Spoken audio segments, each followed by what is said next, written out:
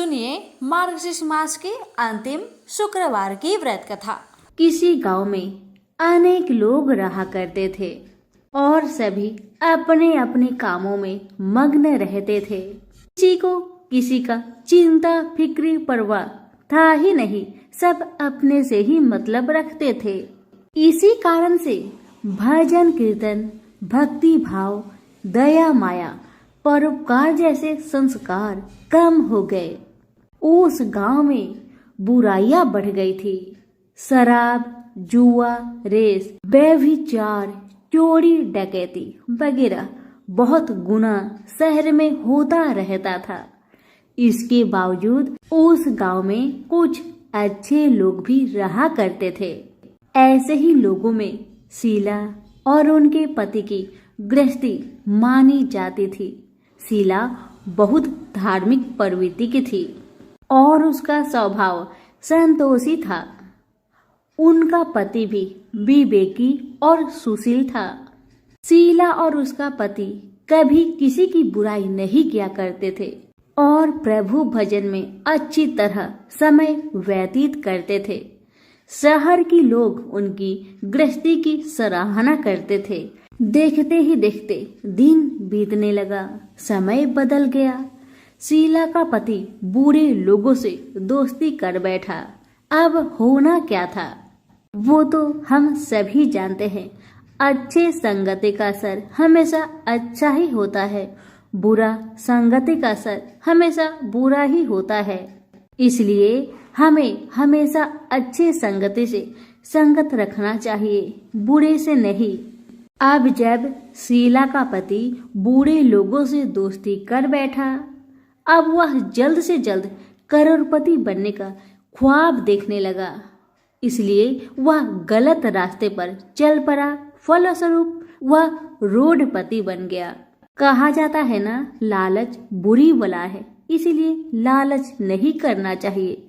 अपना ईमानदारी और मेहनत से आगे बढ़ना चाहिए।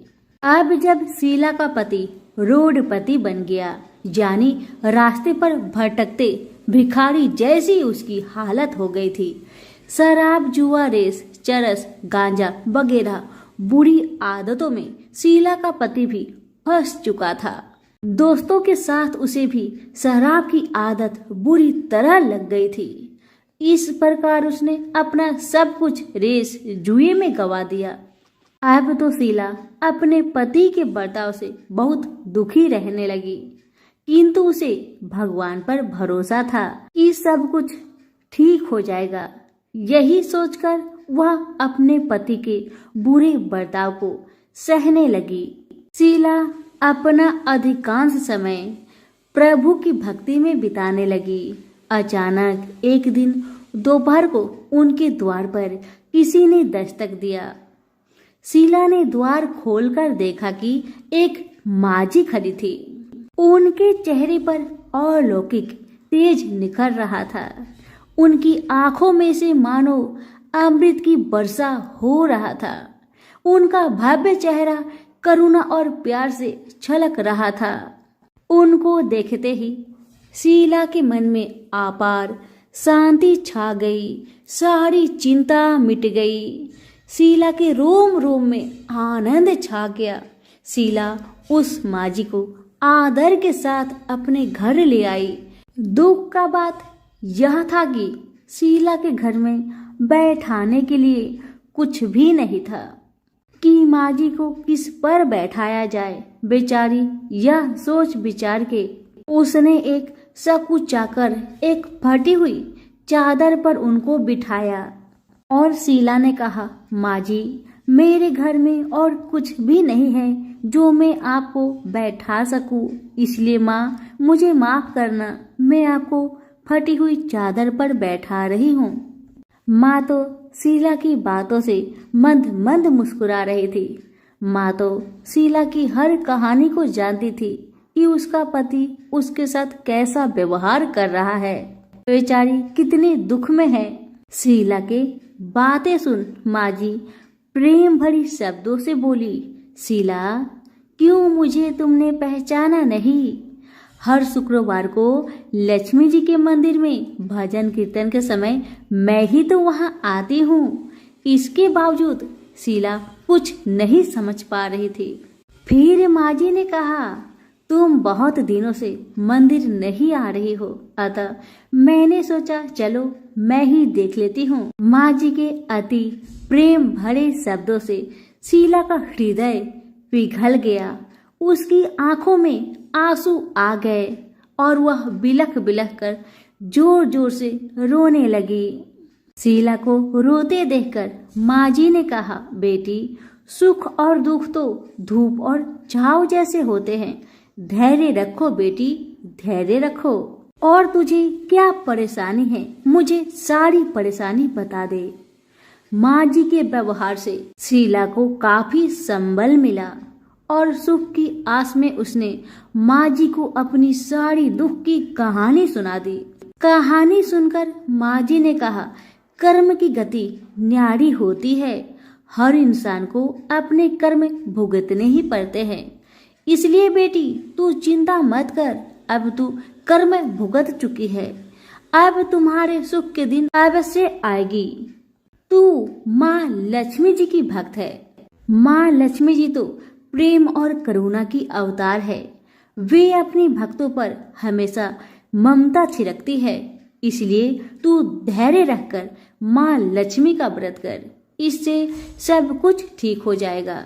तुम्हारा दुख दर्द सब समाप्त हो जाएगा और तुम्हारे घर में अन्न धन का भंडार भर जाएगा। बस श्रद्धा भक्ति से माँ लक्ष्मी का व्रत करो। माँ जी की बात सुन शीला पूछने लगी, माँ, व्रत की विधि तो मुझे पता नहीं। तब माँ जी ने उसे व्रत की सारी विधि भी बताई। माँ जी ने कहा, बेटी, माँ लक्ष्मी जी का व्रत बहुत सरल है। उसे वर लक्ष्मी व्रत या वैभव लक्ष्मी व्रत कहा जाता है। यह व्रत करने वाले की सब मनोकामना पूरी होती है। वह सुख संपत्ति और यश प्राप्त करता है। शीला यह सब सुनकर आनंदित हो उठी। शीला ने संकल्प करके आंखें खोली तो सामने कोई नहीं था। वह विस्मित हो गई कि माँ जी कहाँ गई। अभी तो माँ जी मेरे सामने खड़ी थी। शीला को तत्काल यह समझने में देर नहीं लगी कि माँ जी कोई और नहीं, साक्षात माँ लक्ष्मी ही थी। दूसरे दिन शुक्रवार था। सवेरे स्नान करके स्वच्छ कपड़े पहनकर शीला ने माँ जी द्वारा बताई विधि से पूरे मन से श्रद्धा भक्ति से व्रत किया और आखिर में प्रसाद वितरण हुआ। यह प्रसाद पहले पति को खिलाया। प्रसाद खाते ही पति के स्वभाव में फर्क पड़ गया। माँ लक्ष्मी की कृपा से उसका पति जिस दिन प्रसाद खाया उस दिन अपनी पत्नी को मारा पीटा नहीं, सताया भी नहीं। शीला को बहुत अच्छा लगा। शीला के मन में तो अब पहले से भी ज्यादा वैभव लक्ष्मी व्रत के लिए श्रद्धा बढ़ गई। शीला ने पूर्ण श्रद्धा भक्ति के साथ 21 शुक्रवार तक वैभव लक्ष्मी व्रत किया। 21वें शुक्रवार को माँ जी के कहे मुताबिक उद्धापन विधि करके 7 स्त्रियों को वैभव लक्ष्मी व्रत की 7 पुस्तक उपहार में दी। फिर माता जी के धन लक्ष्मी स्वरूप की छवि को बंधन करके भाव से मन ही मन प्रार्थना करने लगी, हे माँ धन लक्ष्मी, मैंने आपका वैभव लक्ष्मी व्रत करने की मन्नत मानी थी। वह व्रत आज पूर्ण किया है। हे माँ, मेरी हर विपत्ति को दूर करो, हमारा सबका कल्याण करो। जिसे संतान ना हो माँ, उसे संतान देना। सौभाग्यवती स्त्री का सौभाग्य को माँ अखंड रखना। कुंवारी लड़कियों को मन भावन पति देना। जो आपका यह चमत्कारी वैभव लक्ष्मी व्रत करे, उनकी सब विपत्ति को दूर करना, सभी को सुखी रखना। हे माँ, आपकी महिमा अपार है। ऐसा बोलकर लक्ष्मी जी के धन लक्ष्मी स्वरूप की छवि को प्रणाम किया। व्रत के प्रभाव से शीला का पति अच्छा इंसान बन गया और अब शीला का पति मेहनत करके व्यवसाय करने लगा। उसने तुरंत शीला की गिरवी रखे गहने छुरा लिए। घर में धन की बाढ़ सी आ गई। घर में पहले जैसी सुख शांति छा गई। वैभव लक्ष्मी व्रत का प्रभाव देखकर मोहल्ले की दूसरी स्त्रियां भी विधि पूर्वक वैभव लक्ष्मी व्रत करने लगी। सभी प्रेम से बोले, वैभव लक्ष्मी माता की जय हो। आइए अब जानते हैं वैभव लक्ष्मी व्रत का उद्यापन विधि। 7, 11 या 21 जितने भी शुक्रवार की मन्नत मांगी हो उतने शुक्रवार तक यह व्रत पूरी श्रद्धा तथा भावना के साथ करना चाहिए। आखिरी शुक्रवार को इसका शास्त्रीय विधि के अनुसार उद्यापन करना चाहिए। आखिरी शुक्रवार को प्रसाद के लिए खीर बनानी चाहिए। जिस प्रकार हर शुक्रवार को हम पूजन करते हैं वैसे ही करना चाहिए। पूजन के बाद माँ के सामने एक श्रीफल फोड़े। फिर कम से कम 7 कुंवारी कन्या या सौभाग्यशाली स्त्रियों को कुमकुम का तिलक लगाकर माँ वैभव लक्ष्मी व्रत कथा की किताब की एक प्रति उपहार में देनी चाहिए और सबको खीर का प्रसाद देना चाहिए। इसके बाद माँ लक्ष्मी जी को श्रद्धा सहित प्रणाम करना चाहिए। फिर माता जी के धन लक्ष्मी स्वरूप की छवि को वंदन करके भाव से मन ही मन प्रार्थना करें, हे माँ धन लक्ष्मी, मैंने आपका वैभव लक्ष्मी व्रत करने की मन्नत मानी थी। यह व्रत आज पूर्ण किया है। हे माँ, हमारी मनोकामना पूर्ण करे, हमारी हर विपत्ति को दूर करे, हम सबका कल्याण करे। जिसे संतान ना हो उसे संतान देना, सौभाग्यवती स्त्री का सौभाग्य अखंड रखना, कुंवारी लड़की को मन भावन पति देना। जो आपका यह चमत्कारी वैभव लक्ष्मी व्रत करे उनकी सब विपत्ति दूर करना, सभी को सुखी करना। हे माँ, आपकी महिमा अपार है, आपकी जय हो। ऐसा बोलकर लक्ष्मी के धन लक्ष्मी स्वरूप की छवि को प्रणाम करे। सभी प्रेम से बोलिए, वैभव लक्ष्मी माता की जय हो। एक बुढ़िया माई थी। उसके 7 लड़के थे। 6 कमाने वाले थे और एक निकम्मा था, कमाता कुछ नहीं था। बुढ़िया माई अपनी 6 बेटों के लिए भोजन बनाती थी और उनको भोजन कराती और उनसे जो कुछ जूठन बचती वह 7वें बेटे को देती थी। एक दिन 7वां बेटा अपनी पत्नी से बोला, देखो मेरी माँ को मुझ पर कितना प्रेम है। वह बोली, क्यों नहीं, सबका जो जूठा तुमको खिलाती है।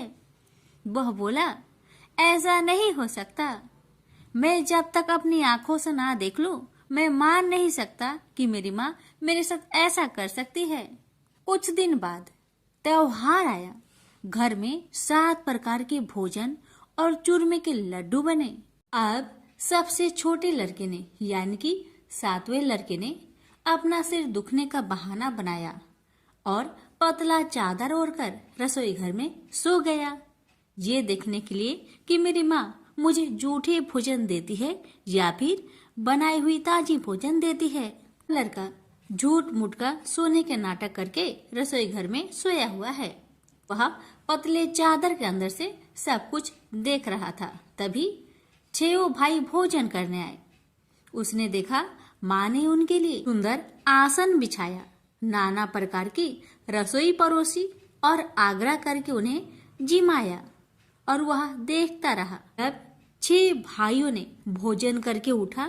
तब माँ ने क्या किया कि उनकी बची हुई भोजन, जूठी भोजन थालियों में से इकट्ठा करके सभी लड्डुओं के टुकड़ों को उठाकर एक लड्डू बनाया और सभी जूठन को साफ करके बुढ़िया ने अपने सबसे छोटे लड़के को पुकारा, बेटा 6 भाई भोजन करके चले गए, अब तू ही बाकी है, उठ और खाना खा ले। तब वह बेटा कहने लगा, माँ मुझे आज भूख नहीं लगा है, मुझे भोजन नहीं करना, मैं अब जहाँ नहीं रहूंगा, मैं परदेश चला जाऊंगा।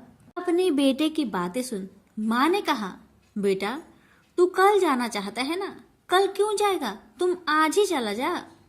तब बेटा बोला, हाँ माँ मैं आज ही चला जा रहा हूँ। यह कहकर वह घर से निकल गया। चलते समय पत्नी की याद आई। वह गौशाला में उपले थाप रही थी। वहां जाकर वह बोला, हम जावे परदेश, आवेंगे कुछ काल, तुम रहियो संतोष से, धर्म अपनो पाल। पत्नी बोली, जाओ पिया आनंद से, हमरो सोच हटाए, राम भरोसे हम रहे, ईश्वर तुम्हें सहाय। दो निशानी आपन, देख धरो में धीर, सुधी मती हमारी, बिसारियो रखियो मन गंभीर। पति बोला, मेरे पास तो कुछ नहीं, यह अंगूठी है, सुले और अपनी कुछ निशानी मुझे भी दे। पत्नी बोली, मेरे पास क्या है, यह गोबर से भरा हाथ। यह कहकर पति की पीठ पर गोबर के हाथ की थाप मार दी। अब पति चल दिया। चलते चलते दूर देश पहुंचा। वहां एक साहूकार की दुकान थी। वहां जाकर कहने लगा, भाई मुझे नौकरी पर रख लो। साहूकार को जरूरत थी तो वह बोला, रह जाओ। लड़के ने पूछा, तनख्वाह क्या दोगे? तो साहूकार ने कहा, तुम्हारा काम देखकर तब हम दाम देंगे। साहूकार की नौकरी मिली। वह सुबह 7 बजे से 10 बजे तक नौकरी करने लगा। कुछ दिनों में दुकान का सारा लेन देन, हिसाब किताब, ग्राहकों को माल बेचना, सारा काम करने लगा। साहूकार के 7-8 नौकर थे। वे सब चक्कर खाने लगे। यह तो बहुत होशियार बन गया है। सेठ ने भी काम देखा और 3 महीने में ही उसे आधे मुनाफे का हिस्सेदार बना लिया। वह कुछ वर्ष में ही नामी सेठ बन गया और मालिक सारा कारोबार उस पर छोड़कर चला गया। इधर पति की अनुपस्थिति में उसकी पत्नी को सास ससुर दुख देने लगे। सारी गृहस्थी का काम करा के उसे लकड़ी लेने जंगल में भेजते हैं। इस बीच घर के आटे से जो भूसी निकलती, उसकी रोटी बनाकर रख दी जाती और उसके साथ ही फूटे नारियल की नारेली में पानी। एक दिन वह लकड़ी लेने जा रही थी। रास्ते में बहुत सी स्त्रियां संतोषी माता की व्रत करते दिखाई दी। वह लड़की खड़ी होकर कथा सुनने लगी और पूछा, बहनों तुम किस देवता की व्रत करती हो और उसके करने से क्या फल मिलता है? यदि तुम इस व्रत का विधान मुझे समझाकर कहोगी तो मैं तुम्हारा बड़ा एहसान मानूंगी। तब उनमें से एक स्त्री बोली, सुनो बहन, यह संतोषी माता का व्रत है। इसके करने से निर्धनता, दरिद्रता का नाश होता है और जो कुछ मन में कामना हो सब संतोषी माता की कृपा से पूरी होती है। तब उसने उससे व्रत की विधि पूछी। वह भक्तिनी स्त्री बोली, 1.25 आने का गुड़ चना लेना, इच्छा हो तो 5.25 आने का लेना, या फिर 1.25 रुपए का भी सहूलियत के अनुसार लाना। बिना परेशानी और श्रद्धा व प्रेम से जितना भी बन पड़े 1.25 लेना। प्रत्येक शुक्रवार को निराहार रहकर कथा सुनना। इसके बीच कर्म टूटे नहीं, लगातार नियम पालन करते रहना।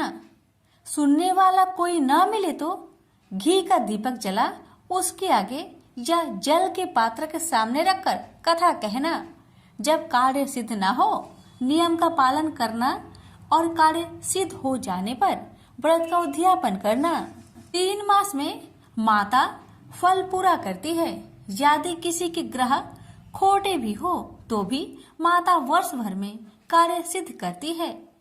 फल सिद्ध होने पर उद्यापन कर लेना चाहिए, बीच में नहीं। उद्यापन में 2.5 सेर आटे का खाजा तथा इसी परिमाण में खीर तथा चने का साग करना। 8 लड़कों को भोजन कराना। जहाँ तक मिले देवर जेठ भाई बंधु के हो, न मिले तो रिश्तेदारों और पास पड़ोसियों को बुलाना। उन्हें भोजन करा, यथाशक्ति दक्षिणा दे। माता का नियम पूरा करना। उस दिन घर में खटाई न खाना। यह सुन बुढ़िया माई के लड़के की बहू चल दी। रास्ते में लकड़ी की बोझ को बेच दिया और उन पैसों से गुड़ चना ले माता की व्रत की तैयारी कर आगे चली और सामने मंदिर देखकर पूछने लगी, यह मंदिर किसका है? सब कहने लगे, संतोषी माता का मंदिर है।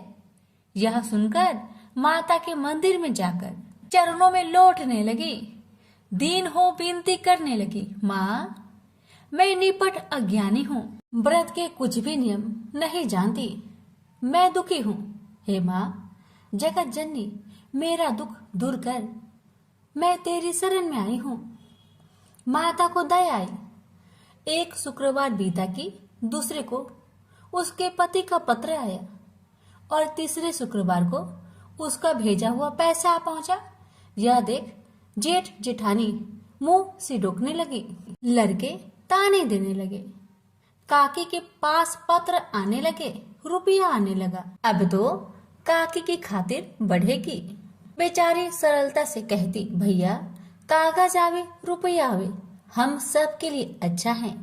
ऐसा कहकर आंखों में आंसू भरकर संतोषी माता के मंदिर में आ मातेश्वरी के चरण में गिरकर रोने लगी। माँ मैंने तुमसे पैसा कब मांगा है माँ? मुझे पैसे से क्या काम है माँ? मुझे तो अपने सुहाग से काम है। मैं तो अपनी स्वामी के दर्शन मांगती हूँ माँ। तब माता ने प्रसन्न होकर कहा, जा बेटी तेरा स्वामी आएगा। यह सुनकर खुशी से बावली होकर घर जा पहुंची, अपना काम काज करने लगी। अब संतोषी माँ विचार करने लगी, इस भोली पुत्री को मैंने कह तो दिया कि तेरा पति आएगा, लेकिन कैसे? वह तो इसे सपने में भी याद नहीं करता। उसे याद दिलाने को मुझे ही जाना पड़ेगा। इस तरह माता जी उस बुढ़िया के बेटे के पास जा सपना में प्रकट हो कहने लगी, साहूकार के बेटे तुम सो रहा है या जागता है? वह कहने लगा, माता मैं सोता भी नहीं जागता भी नहीं, कहो क्या आज्ञा है? माता कहने लगी, तेरे घर बार कुछ है कि नहीं? वह बोला, मेरे पास सब कुछ है माँ। माँ बाप है, पत्नी है, क्या कमी है माँ? माँ बोली, भोले पुत्र तेरी पत्नी घोर कष्ट उठा रही है, तेरे माँ बाप उसे परेशान कर रहे हैं, वह तेरे लिए तरस रही है, तू उसकी सुधि ले। वह बोला, हाँ माता जी यह तो मालूम है, परंतु जाऊं तो कैसे? परदेश की बात है, लेन देन का कोई हिसाब नहीं है, कोई जाने का रास्ता भी नहीं आता, कैसे चला जाऊं? माँ कहने लगी, मेरी बात मान, सवेरे नहा धोकर संतोषी माता का नाम ले, घी का दीपक जला, दंडवत कर दुकान पर बैठ, देखते देखते तेरा सारा लेन देन चुक जाएगा, जमा का माल बिक जाएगा, साज होते होते धन का भारी ढेर लग जाएगा। माता की बात मानकर वह नहा धोकर संतोषी माता को दंडवत घी का दीपक जला। थोड़ी देर में देने वाले रुपए लाने लगे, लेने वाले हिसाब लेने लगे। कोठे में भरे सामान की खरीदारी नगद दाम में दे सौदा करने लगे। शाम तक धन का भारी ढेर लग गया।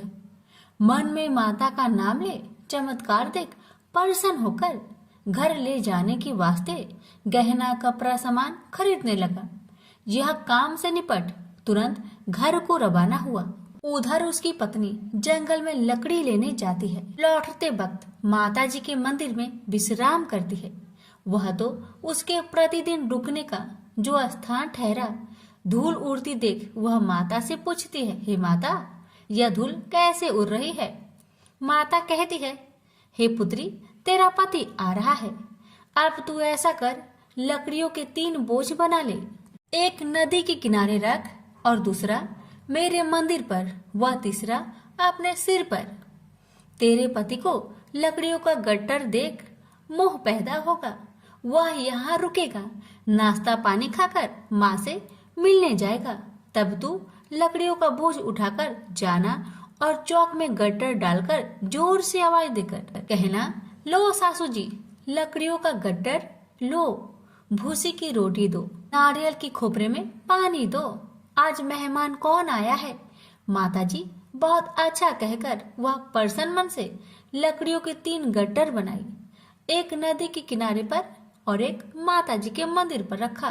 इतने में मुसाफिर आ पहुंचा।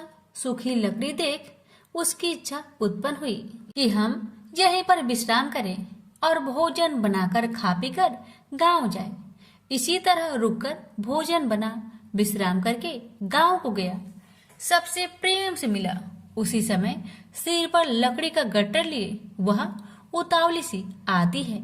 लकड़ियों का भारी बोझ आंगन में डालकर जोर से 3 आवाज देती है। लो सासू जी, लकड़ियों का गट्टर लो, भूसी की रोटी दो, आज मेहमान कौन आया है। यह सुनकर उसकी सास बाहर आकर अपने दिए हुए कष्टों को भुलाने हेतु कहती है, बहू ऐसा क्यों कहती है, तेरा मालिक ही तो आया है। आ बैठ, मीठा भात खा, भोजन कर, कपड़े पहन, गहने पहन। उसकी आवाज सुन उसका पति बाहर आता है।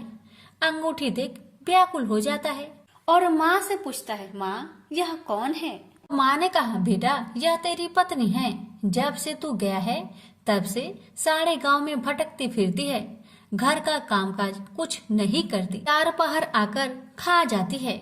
वह बोला, ठीक है माँ, मैंने इसे भी देखा और तुम्हें भी। अब दूसरे घर की ताली दो, मैं उसमें रहूंगा। माँ बोली, ठीक है, जैसी तेरी मर्जी। तब वह दूसरे मकान की 3री मंजिल का कमरा खोल सारा सामान जमाया। एक दिन में ही राजा के महल के जैसा ठाट बाट बन गया। अब क्या था, बहू सुख भोगने लगी। इतने में शुक्रवार आया। उसने पति से कहा, मुझे संतोषी माता का व्रत उद्यापन करना है। पति बोला, खुशी से कर लो। वह उद्यापन की तैयारी करने लगी। जेठानी के लड़कों को भोजन के लिए कहने गई। उन्होंने मंजूर किया, परंतु पीछे से जेठानी ने अपने बच्चों को सिखाया, देखो भोजन के समय खटाई मांगना, जिससे उसका उद्यापन पूरा ना हो। अब तो बच्चे जिमने आए, खीर खाना पेट भर के खाए, परंतु बाद में खाते ही कहने लगे, हमें खटाई दो, खीर खाना हमको नहीं भाता, देखकर आरुचि होती है। वह कहने लगी, भाई खटाई किसी को नहीं दी जाएगी, यह माँ संतोषी का प्रसाद है। लड़के उठ खड़े हुए, बोले, पैसे लाओ। भोली बहू कुछ जानती नहीं थी, वह उन बालकों को पैसे दे दिए। लड़के उसी समय हट करके इमली खटाई ले खाने लगे। यह देखकर बहू पर माताजी ने कोप किया। राजा के दूत उसके पति को पकड़कर ले गए। जेठ जेठानी मन माने वचन कहने लगे, लूट लूट कर धन इकट्ठा कर लाया है, अब सब मालूम पड़ जाएगा जब जेल की मार खाएगा। बहू से यह सहन नहीं हुआ। रोती हुई बहू माताजी के मंदिर गई। कहने लगी, हे माता, तुमने क्या किया, हंसाकर अब भक्तों को रुलाने लगी। माता बोली, बेटी तूने उद्यापन करके मेरा व्रत भंग किया है। वह कहने लगी, माता मैंने कुछ अपराध किया है क्या? मैंने तो भूल से लड़कों को पैसे दे दिए थे, मुझे क्षमा करो, मैं फिर तुम्हारा उद्यापन करूंगी। माँ बोली, अब भूल मत करना। माँ कहती है, अब भूल नहीं होगी, अब बतलाओ वो कैसे आएंगे।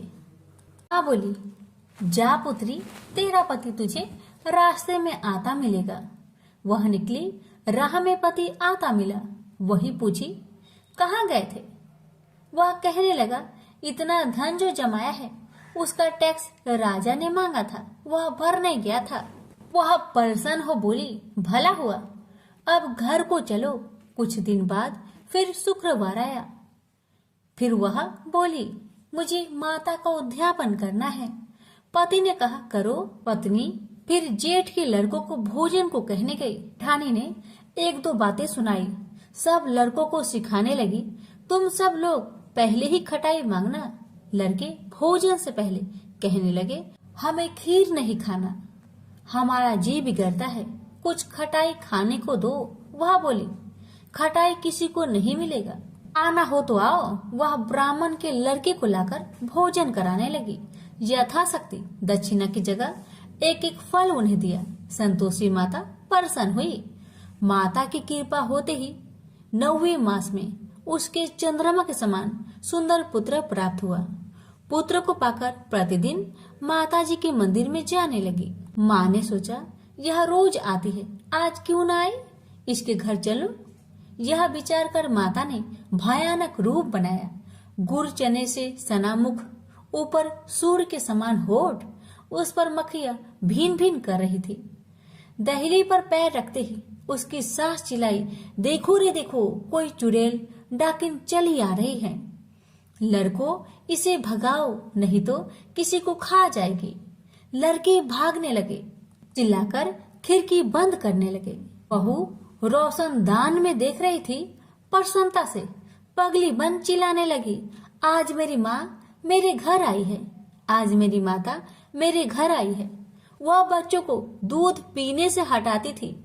इतने में सास का क्रोध फट पड़ा। वह बोली, क्यों उतावली हुई है, बच्चे को पटक दिया।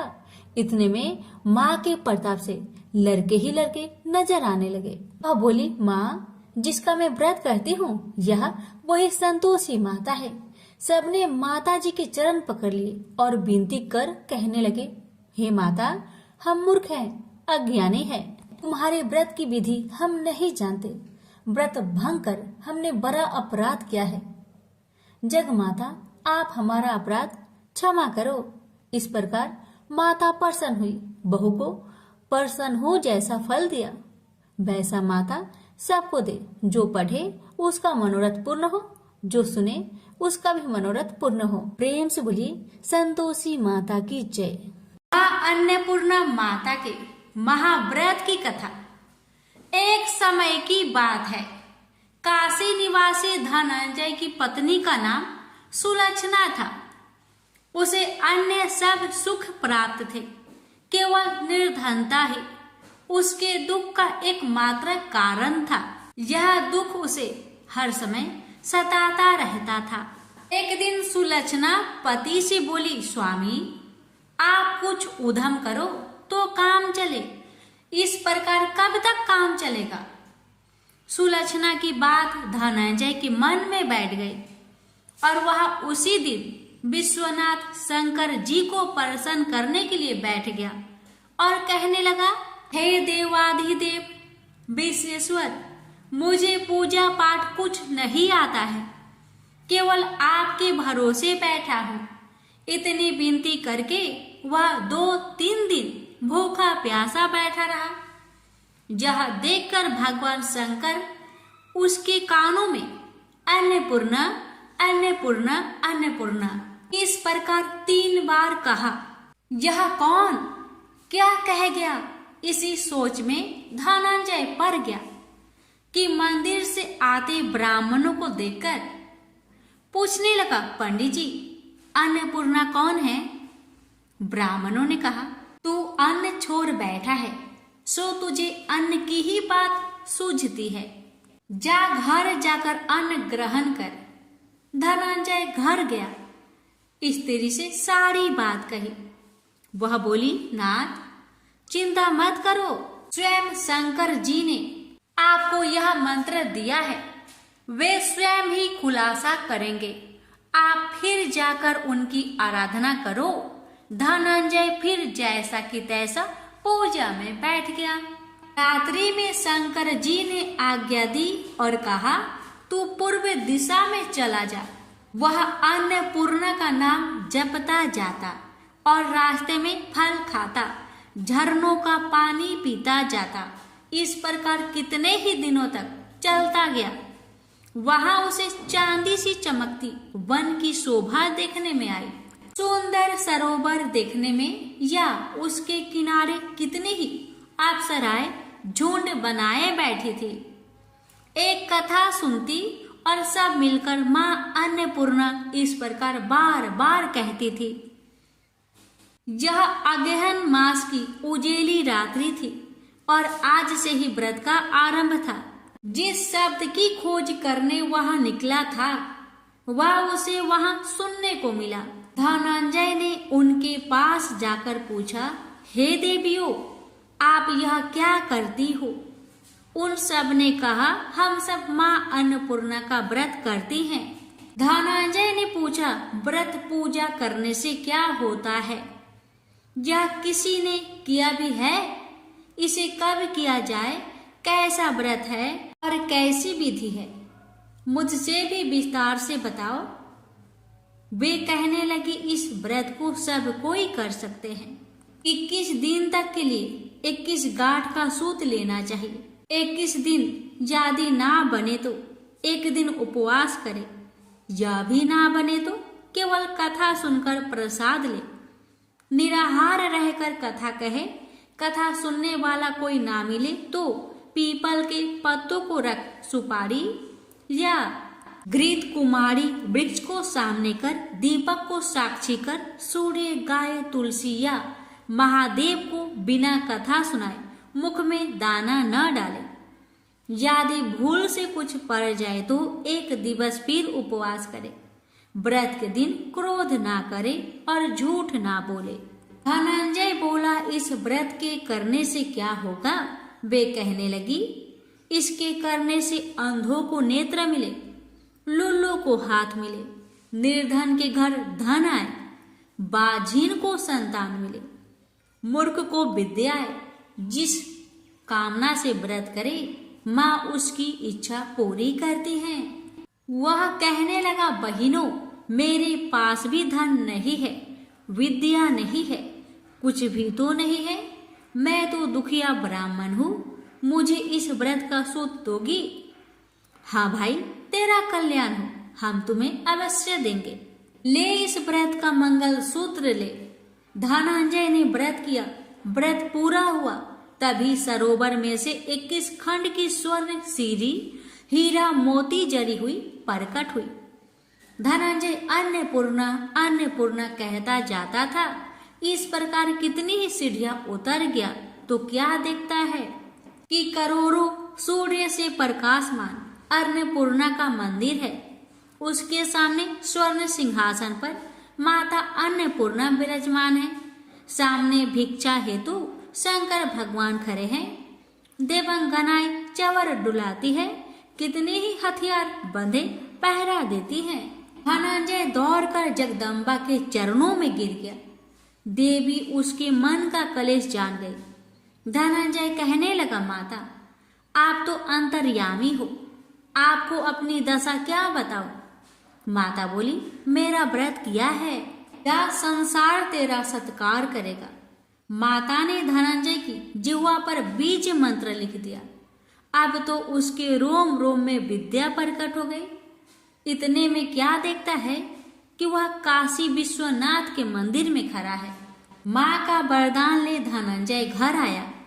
सुलक्षणा से सब बात कही। माता जी की कृपा से उसके घर में संपत्ति उमड़ने लगी। छोटा सा घर बहुत बड़ा गिना जाने लगा। जैसे शहद के छत्ते में मक्खियां जमा होती है, उसी प्रकार अनेक सगे संबंधी आकर उसकी बड़ाई करने लगे। कहने लगे, इतना धन और इतना बड़ा घर, सुंदर संतान नहीं तो इस कमाई का कौन भोग करेगा। सुलक्षणा से संतान नहीं है, इसलिए तुम दूसरा विवाह करो। अनिच्छा होते हुए भी धनंजय को दूसरा विवाह करना पड़ा और सती सुलक्षणा को सौत का दुख उठाना पड़ा। इस प्रकार दिन बीतते गए। फिर अगहन मास आया। नए बंधन से बंधे पति से सुलक्षणा ने कहलाया कि हम व्रत के प्रभाव से सुखी हुए हैं, इस कारण यह व्रत छोड़ना नहीं चाहिए। यह माता जी का प्रताप है जो हम इतने संपन्न और सुखी हैं। सुलक्षणा की बात सुन धनंजय उसके यहाँ आया और व्रत में बैठ गया। नई बहू को इस व्रत की खबर नहीं थी। वह धनंजय के आने की राह देख रही थी।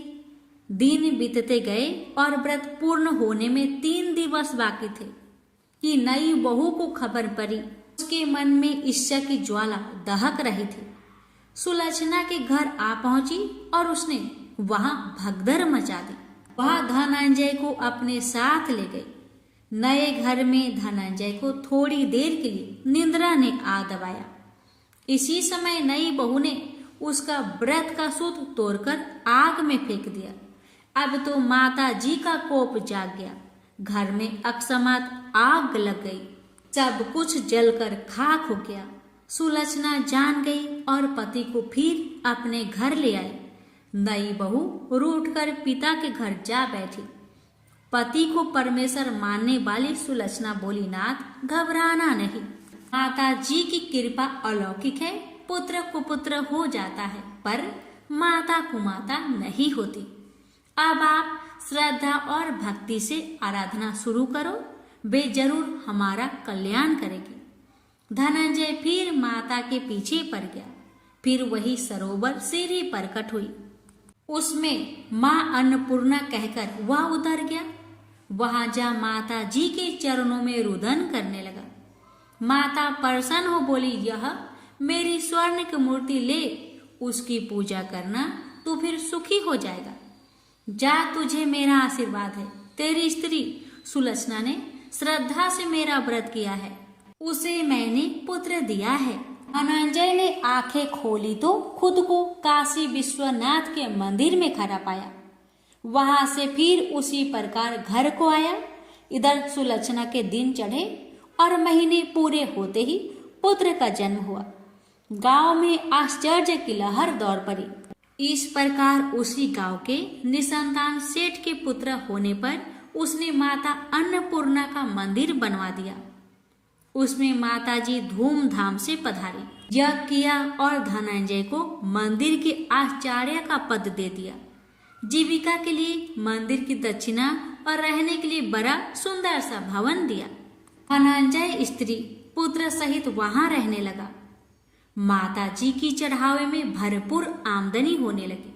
उधर नई बहू के पिता के घर डाका पड़ा, सब लुट गया।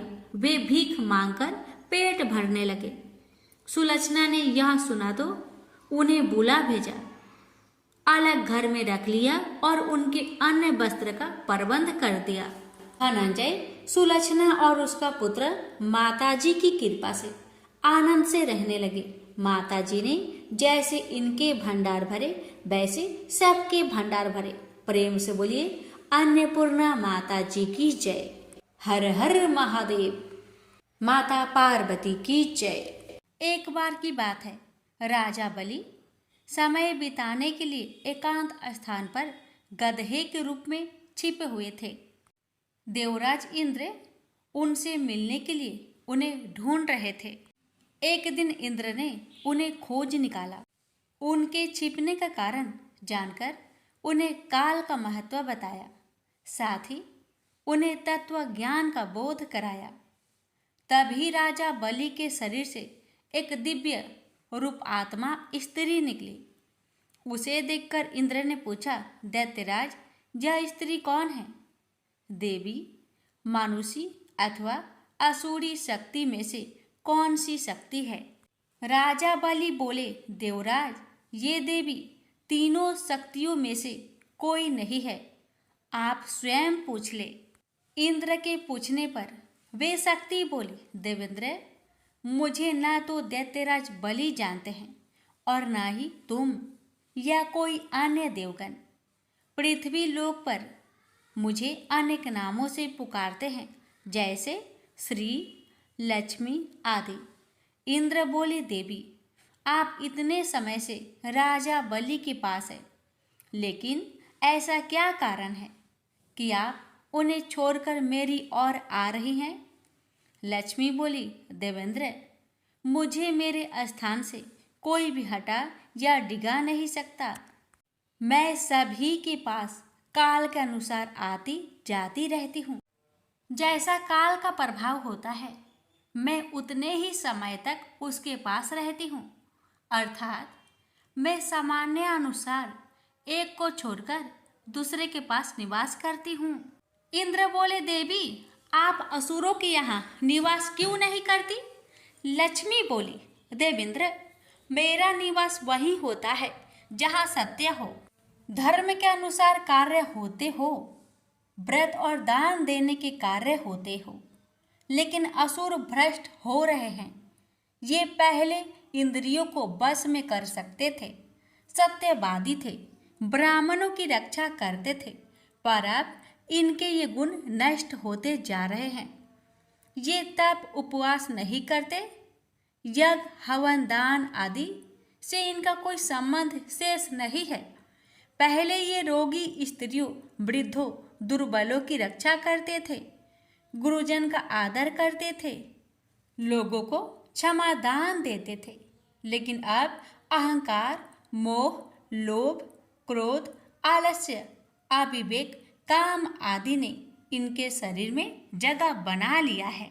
ये लोग पशु तो पाल लेते हैं, लेकिन उन्हें चारा नहीं खिलाते।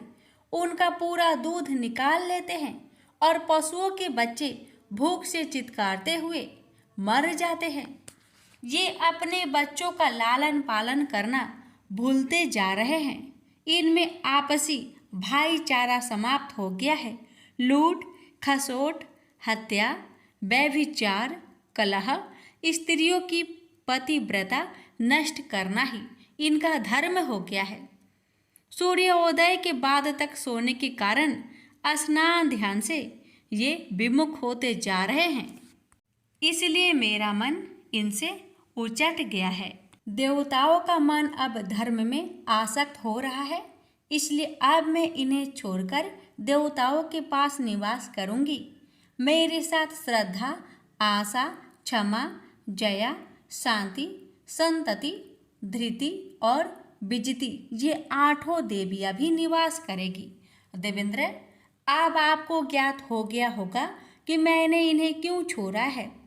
साथ ही आपको इनके अवगुणों का भी ज्ञान हो गया होगा।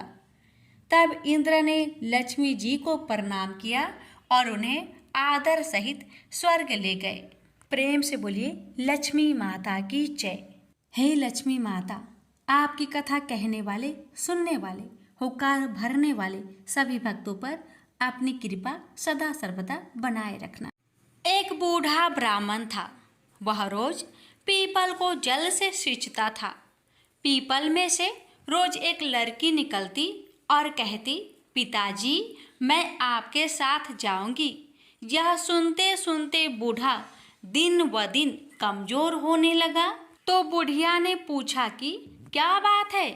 बूढ़ा बोला कि पीपल से एक लड़की निकलती है और कहती है कि वह भी मेरे साथ चलेगी। बुढ़िया बोली कि कल ले आना उस लड़की को, जहाँ 6 लड़कियां पहले से ही है हमारे घर में, वहाँ 7वीं लड़की और सही। अगले दिन बूढ़ा उस लड़की को घर ले आया। घर लाने के बाद बूढ़ा ब्राह्मण आटा मांगने गया तो उसे पहले दिनों की अपेक्षा आज ज़्यादा आटा मिला था। जब बुढ़िया वह आटा छानने लगी तो लड़की ने कहा कि लाओ माँ, मैं छान देती हूँ।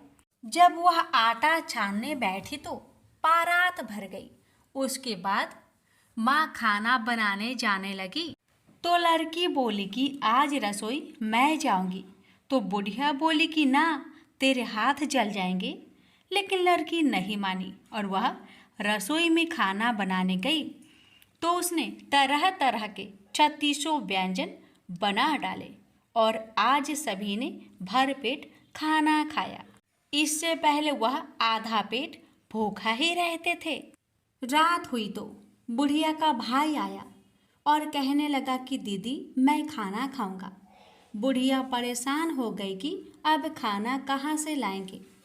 लड़की ने पूछा क्या बात है माँ।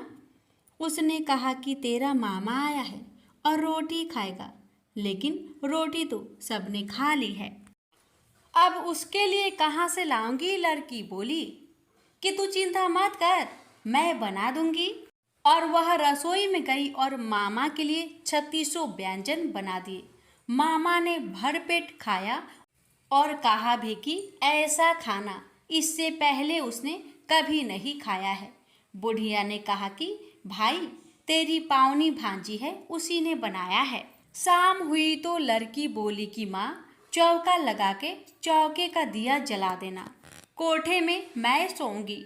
बुढ़िया बोली कि ना बेटी तो डर जाएगी। लेकिन वह बोली कि ना, मैं ना डरूंगी, मैं अंदर कोठे में ही सोऊंगी।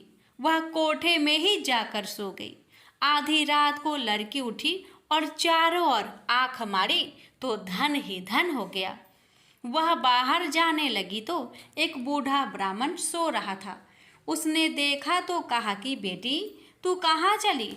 लड़की बोली कि मैं तो दरिद्रता दूर करने आई थी। अगर तुम्हें दूर करवानी है तो करवा लो। उसने बूढ़े के घर में भी आंख से देखा तो चारों ओर धन ही धन हो गया।